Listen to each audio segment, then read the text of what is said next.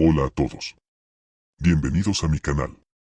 Para vivir esta experiencia baja todo el brillo y pon el volumen de forma sutil. Bienvenido a una noche de terror.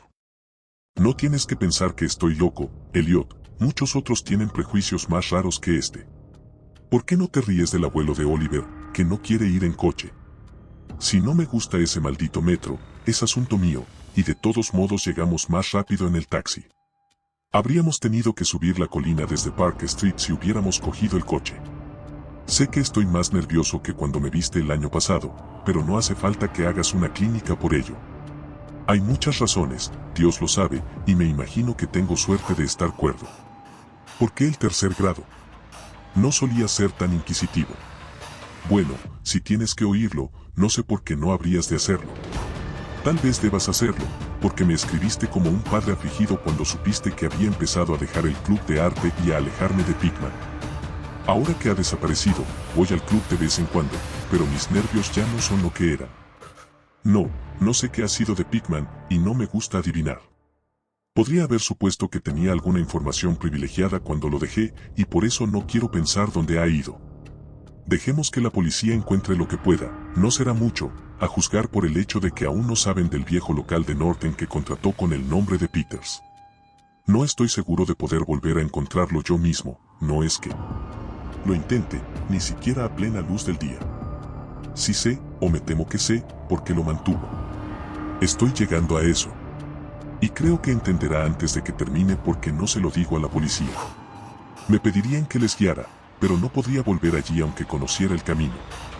Había algo allí, y ahora no puedo usar el metro y también puedes reírte de esto, bajar a los sótanos. Deberías saber que no dejé a Pigman por las mismas razones tontas que las viejas quisquillosas como la doctora Reid o Joe Minoto Rosworth. El arte mórbido no me escandaliza, y cuando un hombre tiene el genio que tenía Pigman siento que es un honor conocerlo, sin importar la dirección que tome su obra. Boston nunca tuvo un pintor más grande que Richard Upton Pigman. Lo dije al principio y lo sigo diciendo, y tampoco me desvié ni un ápice cuando mostró aquel gold feeding. Eso, recuerdas, fue cuando Minot lo cortó. Se necesita un arte profundo y una profunda visión de la naturaleza para hacer cosas como las de Pigman. Cualquier artista de portada de revista puede salpicar pintura y decir que es una pesadilla o un zapat de brujas o un retrato del diablo, pero solo un gran pintor puede hacer que algo así asuste o suene a verdad. Eso es porque solo un verdadero artista conoce la anatomía real de lo terrible o la fisiología del miedo. El tipo exacto de líneas y proporciones que conectan con los instintos latentes o los recuerdos hereditarios del miedo. Y los contrastes de color y los efectos de iluminación adecuados para despertar la sensación de extrañeza latente. No hace falta que les diga por qué un Fuseli produce realmente un escalofrío mientras que un frontispicio barato de una historia de fantasmas simplemente nos hace reír. Hay algo que esos tipos captan más allá de la vida, que son capaces de hacernos captar. Por un segundo. Doré lo tenía. Sí me lo tiene. Angarola de Chicago lo tiene. Y Pigman lo tiene como ningún hombre lo ha tenido antes ni espero que el cielo lo vuelva a tener. No me pregunten qué es lo que ven. Saben, en el arte ordinario, hay toda la diferencia del mundo entre las cosas vitales, que respiran, dibujadas de la naturaleza o de los modelos. Y el camión artificial que los alevines comerciales hacen en un estudio desnudo por regla.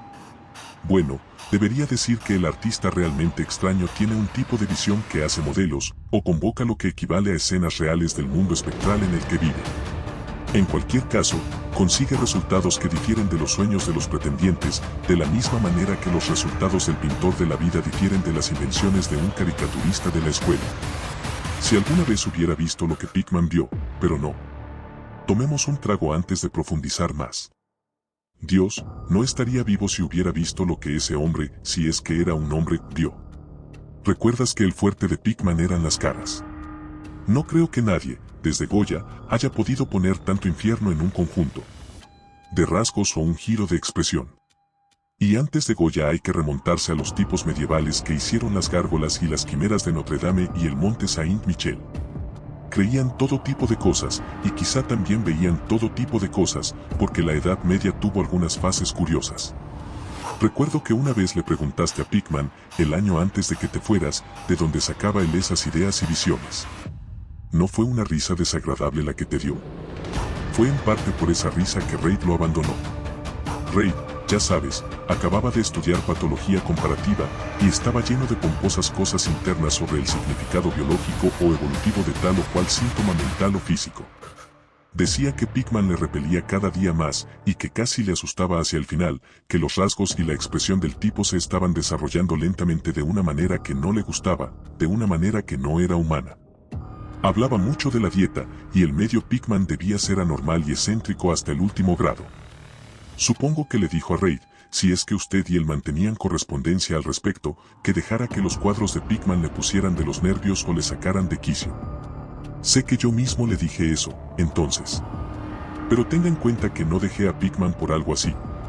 Al contrario, mi admiración por él seguía creciendo, porque ese goal feeding era un logro tremendo. Como sabes, el club no quiso exponerlo, y el Museo de Bellas Artes no lo aceptó como regalo, y puedo añadir que nadie quiso comprarlo, así que Pickman lo tuvo en su casa hasta que se fue. Ahora su padre lo tiene en Salem. Ya sabes que Pickman procede de la vieja estirpe de Salem, y que tuvo un antepasado brujo ahorcado en 1692. Me acostumbré a visitar a Pickman con bastante frecuencia, sobre todo cuando empecé a tomar notas para una monografía sobre el arte extraño. Probablemente fue su trabajo el que me metió la idea en la cabeza, y en cualquier caso, me pareció una mina de datos y sugerencias cuando llegué a desarrollarla. Me enseñó todos los cuadros y dibujos que tenía, incluidos algunos bocetos a lápiz y tinta que, según creo, habrían hecho que le echaran del club si muchos de los socios los hubieran visto. En poco tiempo me convertí casi en un devoto, y escuchaba durante horas, como un colegial, las teorías artísticas y las especulaciones filosóficas, lo suficientemente descabelladas como para que le dieran la razón en el manicomio de Danvers. Mi adoración por el héroe, unida al hecho de que la gente en general empezaba a tener cada vez menos trato con él, hizo que se volviera muy confidencial conmigo. Y una noche me insinuó que si era bastante reservado y no demasiado ofensivo, podría mostrarme algo bastante inusual, algo un poco más fuerte que todo lo que tenía en la casa. Ya sabes, dijo, que hay cosas que no encajan en Newbury Street, cosas que no tienen cabida aquí y que, de todos modos, no pueden concebirse aquí. Mi trabajo consiste en captar los matices del alma, y no los encontrarás en un conjunto de calles artificiales en un terreno artificial. Back Bay no es Boston, no es nada todavía, porque no ha tenido tiempo de recoger recuerdos y atraer a los espíritus locales. Si hay fantasmas aquí, son los fantasmas domesticados de un pantano salado y una cala poco profunda, y yo quiero fantasmas humanos. Los fantasmas de seres lo suficientemente organizados como para haber contemplado el infierno y conocer el significado de lo que vieron. El lugar donde debe vivir un artista es el North End. Si algún esteta fuera sincero, soportaría los barrios bajos por el bien de las tradiciones masivas. Dios, hombre.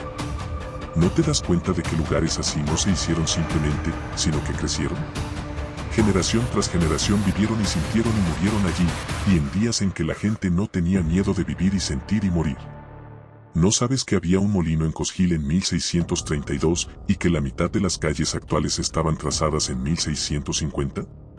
Puedo mostrarte casas que han aguantado 2 siglos y medio y más, casas que han sido testigos de lo que haría que una casa moderna se convirtiera en polvo.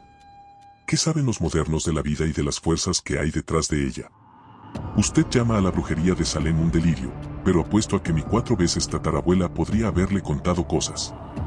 La colgaron en Gallows Hill, con Cotton Mather mirando santamente. Mather, maldita sea, tenía miedo de que alguien consiguiera liberarse de esta maldita jaula de monotonía, ojalá alguien le hubiera hechizado o chupado la sangre por la noche. Puedo mostrarle una casa en la que vivía, y puedo mostrarle otra en la que tenía miedo de entrar a pesar de toda su fina palabrería. Sabía cosas que no se atrevía a poner en esa estúpida Magnalia o en esa pueril maravillas del mundo invisible. Mira, ¿sabes que todo el Norte tuvo una vez un conjunto de túneles que mantenían a ciertas personas en contacto con las casas de los demás, y el cementerio, y el mar? Que persigan y persigan por encima de la tierra, todos los días ocurrían cosas a las que no podían llegar, y por la noche se oían voces que no podían localizar. De 10 casas construidas antes de 1700 y que no se han movido desde entonces, apuesto a que en 8 puedo mostrarte algo extraño en el sótano. Apenas hay un mes en el que no leas que los obreros han encontrado arcos tapiados y pozos que no conducen a ninguna parte en este o aquel lugar antiguo a medida que va bajando. Podrías ver uno cerca de Inchman Street desde el elevado el año pasado. Había brujas y lo que invocaban sus hechizos, piratas y lo que traían del mar, contrabandistas, corsarios, y te digo que la gente sabía cómo vivir y cómo ampliar los límites de la vida en los viejos tiempos. Este no era el único mundo que un hombre audaz y sabio podía conocer. Y pensar en la actualidad en contraste, con cerebros tan pálidos que incluso un club de supuestos artistas se estremece y convulsiona si un cuadro va más allá de los sentimientos de una mesa de té de Beacon Street. La única gracia salvadora del presente es que es demasiado condenadamente estúpido para cuestionar el pasado muy de cerca. ¿Qué dicen realmente los mapas, los registros y las guías sobre el norte? Va. En una conjetura te garantizo que te llevaré a 30 o 40 callejones y redes de callejones al norte de la calle Prince que no son sospechados por 10 seres vivos fuera de los extranjeros que los pululan. ¿Y qué saben esos dagoes de su significado? No, Turber, estos antiguos lugares sueñan magníficamente y rebosan de maravillas y terror y escapan de lo común, y sin embargo no hay un alma viviente que los entienda o aproveche. O mejor dicho, solo hay un alma viva, pues no he estado escarbando en el pasado por nada. Mira, a ti te interesan este tipo de cosas. ¿Y si te dijera que tengo otro estudio allí arriba, donde puedo captar el espíritu nocturno del horror antiguo y pintar cosas que ni siquiera se me ocurren en Newbury Street? Naturalmente, no se lo digo a esas malditas solteronas del club, Conrad, maldito sea, susurrando incluso que soy una especie de monstruo lanzado al tobogán de la evolución inversa. Sí, Turber, hace tiempo que decidí que hay que pintar el terror además de la belleza de la vida, así que hice algunas exploraciones en lugares donde tenía razones para saber que vive el terror. Tengo un lugar que no creo que hayan visto nunca 3 nórdicos vivos aparte de mí. No está muy lejos de lo elevado en cuanto a distancia, pero está a siglos de distancia en cuanto a alma. La tomé por el extraño y viejo pozo de ladrillos en el sótano, uno de los que te conté. La choza está casi derrumbada para que nadie más viva allí, y odiaría decirte lo poco que pago por ella. Las ventanas están tapiadas, pero eso me gusta mucho más, ya que no quiero la luz del día para lo que hago. Pinto en el sótano, donde la inspiración es mayor, pero tengo otras habitaciones amuebladas en la planta baja. Un siciliano es el dueño, y yo lo he alquilado bajo el nombre de Peters. Ahora, si te apetece, te llevaré allí esta noche. Creo que disfrutará de las fotos, ya que, como he dicho, me he dejado llevar un poco por ellas. No es un recorrido extenso, a veces lo hago a pie, porque no quiero llamar la atención con un taxi en un lugar así. Podemos tomar el servicio de transporte en la estación sur para ir a Battery Street, y después el paseo no es gran cosa. Bueno, Elliot, no había mucho que hacer después de esa arenga sino evitar correr en lugar de caminar hacia el primer taxi vacío que pudiéramos ver. Cambiamos al elevado en la estación sur, y a eso de las 12 bajamos las escaleras de Battery Street y recorrimos el viejo paseo marítimo pasando por Constitution Wall. No me fijé en los cruces de las calles, y no puedo decir aún cuál fue la que tomamos, pero sé que no fue Grenoble Lane. Cuando giramos, fue para subir por la longitud desierta del callejón más antiguo y sucio que he visto en mi vida, con frontones de aspecto ruinoso. Ventanas rotas de cristales pequeños y chimeneas arcaicas que destacaban medio desintegradas contra el cielo iluminado por la luna. No creo que hubiera 3 casas a la vista que no hubieran estado en pie en la época de Cotton Mather, ciertamente vislumbré al menos 2 con voladizo. Y una vez me pareció ver una línea de tejado en pico del casi olvidado tipo pregambre, aunque los anticuarios nos dicen que no queda ninguna en Boston. Desde ese callejón, que tenía una luz tenue, giramos a la izquierda hacia un callejón igualmente silencioso y aún más estrecho, sin ninguna luz. Y en un minuto hicimos lo que creo que era una curva en ángulo obtuso hacia la derecha en la oscuridad. Poco después Pickman sacó una linterna y reveló una antediluviana puerta de 10 paneles que parecía condenadamente carcomida. Al abrirla, me condujo a un pasillo estéril con lo que en su día fue un espléndido revestimiento de roble oscuro, sencillo, por supuesto, pero emocionantemente evocador de los tiempos de Andros y Pips y la brujería. Luego me hizo pasar por una puerta a la izquierda, encendió una lámpara de aceite y me dijo que me sintiera como en casa. Ahora, Elliot, yo soy lo que el hombre de la calle llamaría bastante duro, pero confesaré que lo que vi en las paredes de esa habitación me dio mala espina. Eran sus cuadros, ya sabes, los que no pudo pintar ni mostrar en Newbury Street, y tenía razón cuando dijo que se había dejado llevar. Toma, bebe otro trago, necesito uno de todos modos. Es inútil que intente explicarles cómo eran, porque lo horrible, el horror blasfemo, la increíble repugnancia y el horror moral se debían a simples toques más allá del poder de las palabras para clasificarlos. No había nada de la técnica exótica que se ve en Sidney Sime, nada de los paisajes transaturnos y los hongos lunares que Clark Aston Smith utiliza para congelar la sangre. Los fondos eran en su mayoría viejos patios de iglesias, bosques profundos, acantilados junto al mar, túneles de ladrillo, antiguas habitaciones con paneles o simples bóvedas de mampostería. El cementerio de Coast Hill, que no podía estar a muchas manzanas de esta misma casa, era uno de los escenarios favoritos. La locura y la monstruosidad residían en las figuras del primer plano, ya que el arte mórbido de Pickman era sobre todo un retrato demoníaco. Estas figuras rara vez eran completamente humanas, pero a menudo se acercaban a la humanidad en mayor o menor grado. La mayoría de los cuerpos, aunque más o menos bípedos, tenían una inclinación hacia adelante y un aspecto vagamente canino. La textura de la mayoría era una especie de goma desagradable. ¡Au! Ahora puedo verlos. Sus ocupaciones, bueno, no me pidas que sea demasiado preciso. Normalmente se alimentaban, no diré de qué. A veces se mostraban en grupos en cementerios o pasajes subterráneos, y a menudo parecían luchar por su presa, o más bien por su tesoro. Y qué maldita expresividad daba Pickman a veces a los rostros en vista de este botín de carnicería. De vez en cuando las cosas se mostraban saltando a través de las ventanas abiertas en la noche, o en cuclillas sobre los pechos de los durmientes, preocupándose por sus gargantas. Un lienzo mostraba a un grupo de ellos aullando en torno a una bruja ahorcada en la colina de la Horca, cuyo rostro muerto guardaba un estrecho parentesco con el suyo. Pero no piensen que fue todo este horrible asunto del tema y el escenario lo que me hizo desfallecer. No soy un niño de 3 años, y ya había visto mucho de esto antes. Fueron los rostros, Elliot, esos rostros malditos, que miraban de soslayo y salían del lienzo con el mismo aliento de la vida. Por Dios, hombre, realmente creo que estaban vivos. Ese mago nauseabundo había despertado los fuegos del infierno en el pigmento, y su pincel había sido una varita que engendraba pesadillas. Dame esa jarra, Elliot. Había una cosa que se llamaba la lección y Dios me libre de haberla visto. Escuche, ¿puede imaginarse un círculo de cosas sin nombre, parecidas a perros, en el patio de una iglesia, enseñando a un niño pequeño a alimentarse como ellos?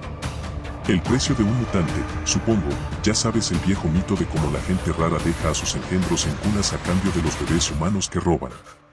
Pickman estaba mostrando lo que les ocurre a esos bebés robados, cómo crecen, y entonces empecé a ver una horrible relación en los rostros de las figuras humanas y no humanas. En todas sus gradaciones de morbosidad entre lo francamente no humano y lo degradadamente humano, estaba estableciendo un vínculo y una evolución sardónicos. Las cosas perros se desarrollaron a partir de los mortales. Y apenas me pregunté qué hacía con sus propias crías que se quedaban con la humanidad en forma de mutantes, mi ojo captó una imagen que encarnaba ese mismo pensamiento. Era la de un antiguo interior puritano, una habitación con vigas gruesas, con ventanas enrejadas, una silla y torpes muebles del siglo XVII, con la familia sentada alrededor mientras el padre leía las escrituras. Todos los rostros, excepto uno, mostraban nobleza y reverencia, pero ese reflejaba la burla de la fosa. Era el de un hombre joven en años, y sin duda pertenecía a un supuesto hijo de aquel piadoso padre, pero en esencia era la parentela de las cosas inmundas. Era su cambio, y en un espíritu de suprema ironía Pickman había dado a los rasgos un parecido muy perceptible con los suyos. Para entonces Pickman había encendido una lámpara en una habitación contigua y me abría amablemente la puerta, me preguntó si quería ver sus estudios modernos.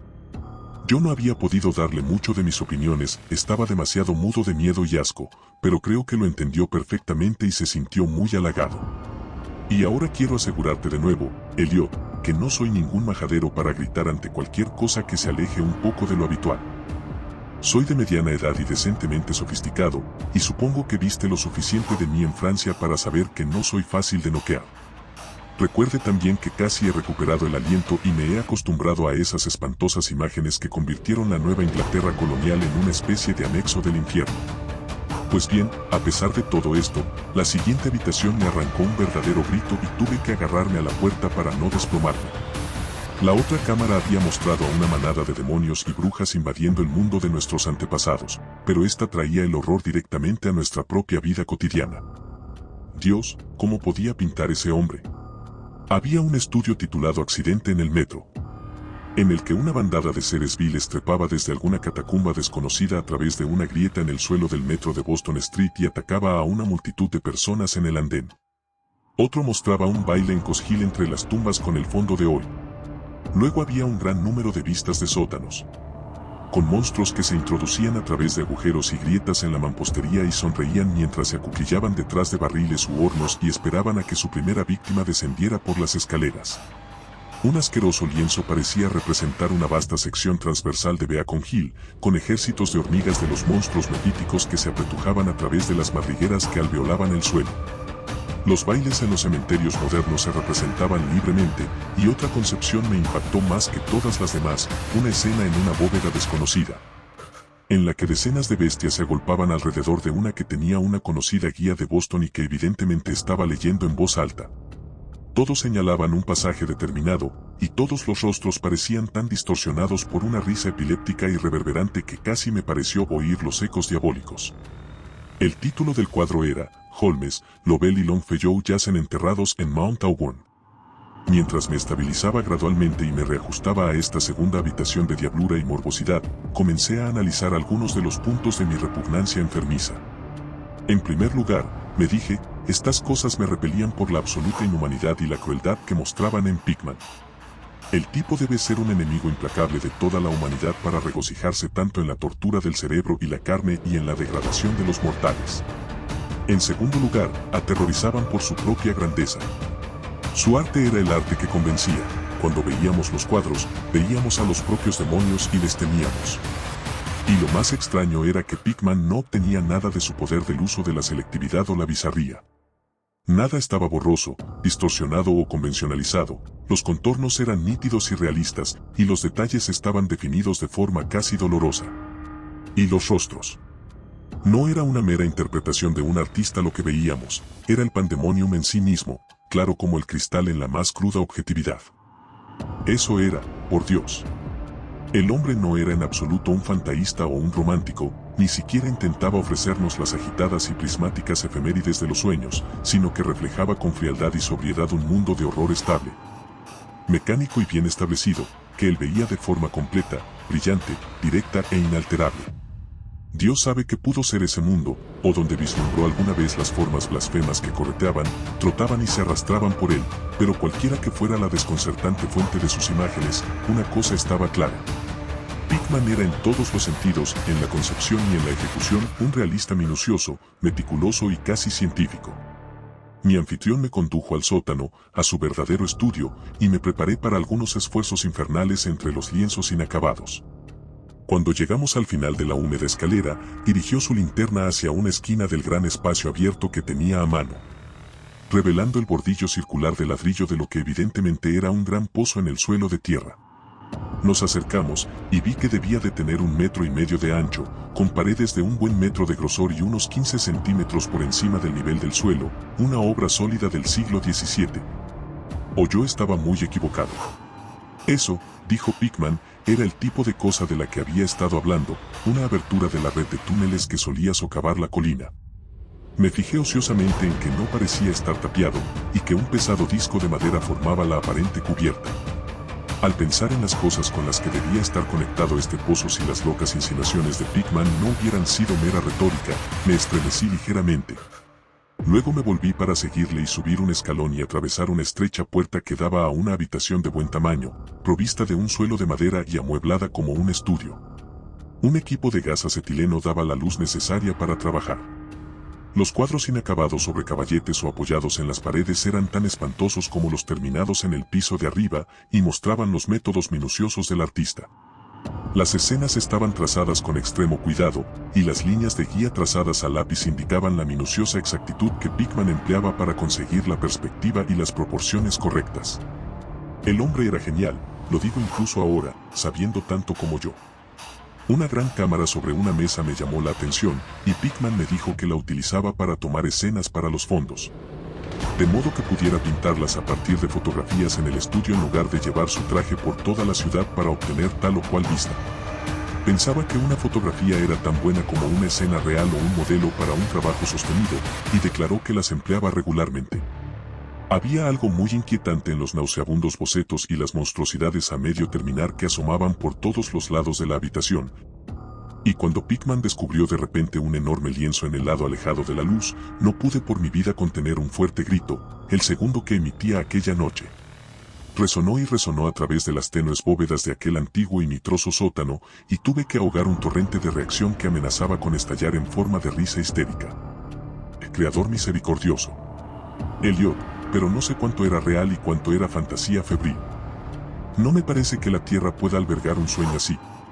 Era una blasfemia colosal y sin nombre, con ojos rojos y brillantes, y sostenía con sus garras huesudas una cosa que había sido un hombre, royendo la cabeza como un niño mordisquea un caramelo. Su posición era una especie de cuclillas, y al mirar uno sentía que en cualquier momento podría dejar su presa actual y buscar un bocado más jugoso. Pero, maldita sea, ni siquiera era el sujeto diabólico lo que lo convertía en una fuente inmortal de todo pánico, ni eso, ni la cara de perro con sus orejas puntiagudas, sus ojos inyectados en sangre, su nariz chata y sus labios babeantes. No eran las garras escamosas, ni el cuerpo cubierto de moho, ni los pies con medio ojo, nada de eso, aunque cualquiera de ellos podría haber llevado a un hombre excitado a la locura. Fue la técnica, Elliot, la maldita, la impía, la antinatural técnica. Como soy un ser vivo, nunca he visto el aliento real de la vida tan fundido en un lienzo. El monstruo estaba allí, miraba y roía y miraba, y supe que solo una suspensión de las leyes de la naturaleza podría permitir a un hombre pintar una cosa así sin un modelo. Sin un atisbo del mundo inferior que ningún mortal no vendido al demonio ha tenido jamás. En una parte vacía del lienzo había un trozo de papel, ahora mal enrollado, que probablemente, pensé, era una fotografía con la que Pickman pretendía pintar un fondo tan horrible como la pesadilla que iba a realzar.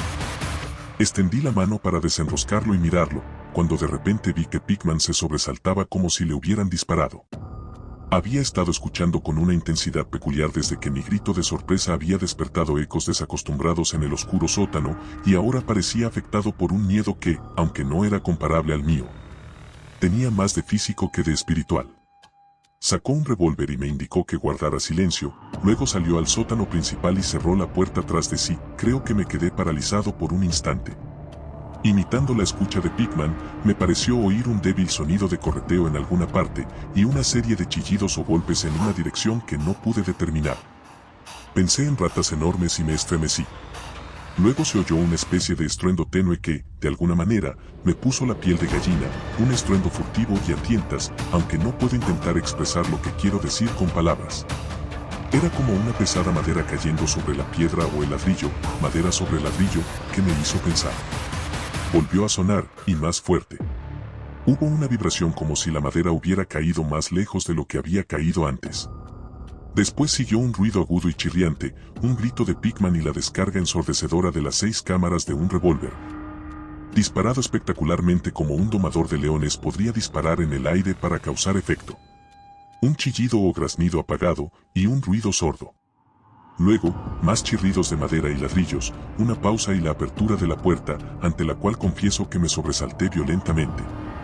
Pickman reapareció con su arma humeante, maldiciendo a las ratas hinchadas que infestaban el antiguo pozo. El diablo sabe lo que comen, Turber dijo con una sonrisa, porque esos túneles arcaicos tocaban el cementerio, la guarida de las brujas y la costa del mar. Pero sea lo que sea, deben de haberse quedado cortos, porque estaban endemoniadamente ansiosos por salir. Tus gritos los han despertado, supongo. Será mejor que tengas cuidado en estos viejos lugares. Nuestros amigos los roedores son el único inconveniente, aunque a veces pienso que son una ventaja positiva en cuanto a la atmósfera y el color. Bueno, Elliot, ese fue el fin de la aventura nocturna. Pickman había prometido mostrarme el lugar, y Dios sabe que lo hizo. Me sacó de aquella maraña de callejones en otra dirección, al parecer, pues cuando divisamos una farola nos encontramos en una calle medio familiar con monótonas hileras de bloques de viviendas y casas antiguas mezcladas. Resultó ser la calle Charter, pero estaba demasiado nerviosa para darme cuenta de dónde habíamos llegado. Llegamos demasiado tarde para el elevado, y volvimos al centro por Hanover Street. Recuerdo ese muro. Cambiamos de Tremont a Beacon, y Pickman me dejó en la esquina de Joy, donde me desvié. Nunca volví a hablar con él. ¿Por qué lo dejé? No seas impaciente. Espera a que llame para pedir un café. Ya hemos tenido suficiente de lo otro, pero yo por mi parte necesito algo. No fueron las pinturas que vi en ese lugar, aunque juraría que fueron suficientes para condenarlo al ostracismo en 9/10 partes de los hogares y clubes de Boston. Y supongo que no te preguntarás ahora por qué tengo que mantenerme alejado de los subterráneos y los sótanos. Fue algo que encontré en mi abrigo a la mañana siguiente. Ya sabes, el papel enroscado que estaba clavado en el espantoso lienzo del sótano, lo que pensé que era una fotografía de alguna escena que pretendía utilizar como fondo para ese monstruo. El último susto me lo llevé mientras trataba de desenroscarlo, y parece que lo había arrugado en el bolsillo. Pero aquí está el café, tómalo negro, Elliot, si eres prudente. Sí, ese papel fue la razón por la que dejé a Pickman, Richard Upton Pickman, el más grande artista que he conocido y el ser más asqueroso que jamás haya saltado los límites de la vida hacia las fosas del mito y la locura. El viejo Elliot Ray tenía razón. No era estrictamente humano. O bien había nacido en una sombra extraña, o había encontrado la manera de abrir la puerta prohibida. Ahora da igual, porque ha vuelto a la fabulosa oscuridad que tanto le gustaba frecuentar. Toma, pon en marcha el candelabro. No me pidas que te explique ni siquiera conjetures sobre lo que quemé. Tampoco me preguntes qué hay detrás de ese revuelto de topos que Pickman se empeñaba en hacer pasar por ratas. Hay secretos, ya sabes, que podrían venir de los viejos tiempos de Salem, y Cotton Mather cuenta cosas aún más extrañas. Ya sabes que las pinturas de Pickman eran condenadamente reales, y que todos nos preguntábamos de dónde había sacado esas caras. Bueno, ese papel no era una fotografía de ningún fondo, después de todo. Lo que mostraba era simplemente el ser monstruoso que estaba pintando en ese horrible lienzo. Era el modelo que estaba utilizando, y su fondo era simplemente la pared del estudio del sótano con todo detalle. Pero, por Dios, Elliot, era una fotografía del natural.